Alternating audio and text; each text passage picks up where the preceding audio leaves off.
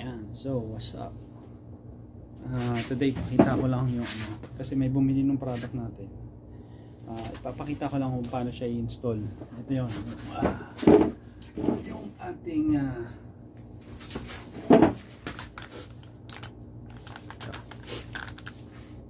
5.56 na Magwell. Fit siya sa standard na M4 na AR. Fit siya sa standard na AR na na receiver. Yan. Ang problema lang dito is namimili siya ng magazine. Ito. Pag sa T4, pag merong stopper, yan. Patama na kasi siya dyan. Hindi na siya papasok all the way. Kaya advice ko sa mga naka-Taurus, pwede nyo namang i-modify yung magazine, tanggalin to, or ako kasi meron akong mga magazine na iba, yan, wala siyang stopper sa likod, yan. Papasok siya, o kaya yung mga standard na magazine na backup, aluminum, ito, yan, papasok siya. Pero yung mga plastic kasi meron, katulad yung mga ewan ko anong generation yung magpull na may stopper din siya, hindi siya papasok. Itong Taurus na magazine, hindi siya pumapasok. So ang ginagamit ko yung ibang magpull, papasok siya. Yan. So ayan, pakita ko sa inyo kung paano siya i-install. Ayan sir, ganito. First thing to do is tanggalin yung set screw dito sa may trigger guard. Pag na-remove na siya, ibababa siyang ganyan. Or pwede mo rin tanggalin tong pin na to para madali siya i-access. Ito kasi sa akin plastic. So, ang mangyayari sa kanya, yung spacer na nakakabit, nakasama, yung ganito. Ito. Yan. Ikakabit mo siya dito. Same size. Ito kasing isa mas maliit, yung isa mas mahahaba, mas mataas siya. Kaya dalawa yan eh. Ay, same lang pala. Same lang nga. Mas malapad lang yung isa. So pag nakabit mo na siya, using yung screw na dalawang maliit, Phillips screw,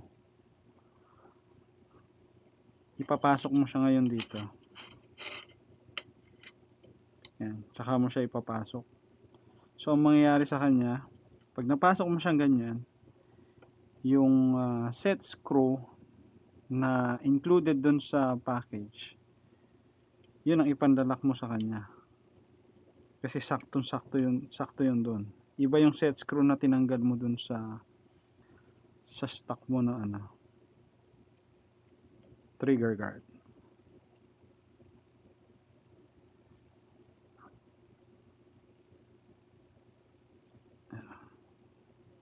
All the way para mag-lock siya. Ayan. Tapos yung isang set screw, ibabalik mo naman ulit dun naman sa dati. Pero mas mababa na siya. Ang height niya is much more lower.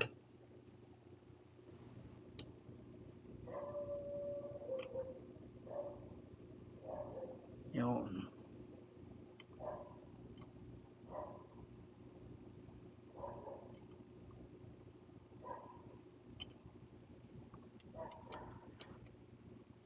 Tapos itong isa higpitan mo ulit para hindi na siya tutulak.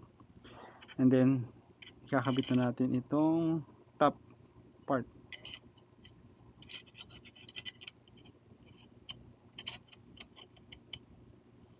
Pumasok.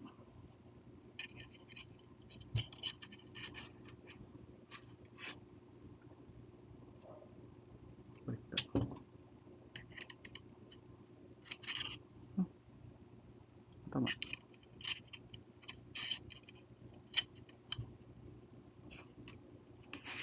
Yan.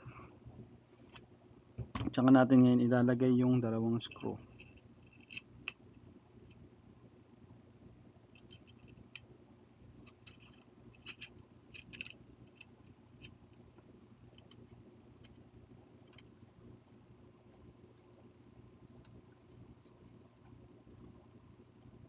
Yan na yung maglalak sa kanya.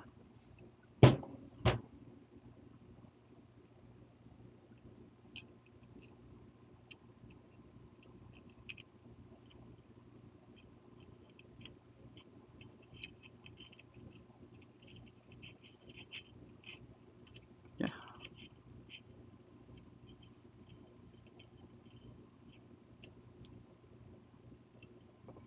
Yan.